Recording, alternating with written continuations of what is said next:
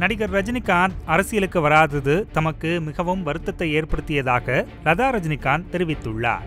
கடந்த 2014ஆம் ஆண்டு ரஜினிகாந்த் நடிப்பில் அவரது மகள் சௌந்தர்யா இயக்கத்தில் வெளியான திரைப்படம் கோச்சடையான்.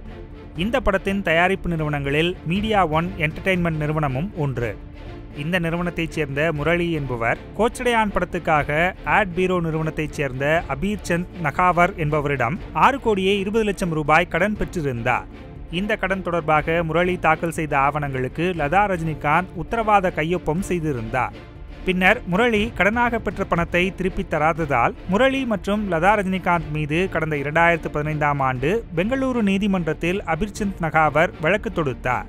இந்த வழக்கு நீண்ட காலமாக நடந்து வருகிறது. இது தொடர்பாக நேற்று பெங்களூரு நீதிமன்றத்தில் நேரில் ஆஜரான லதா ரஜினிகாந்துக்கு நிபந்தனையுடன் முன்ஜாமீன் வழங்கப்பட்டது.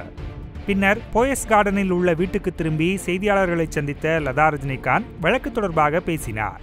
அப்போது ரஜினி அரசியலுக்கு வராதது குறித்த கேள்விக்கு பதிலளித்த அவர், ரஜினிகாந்த் சிறந்த தலைவர் என்றும் அவரை தலைவராகத்தான் பார்த்தேன் எனவும் கூறினார்.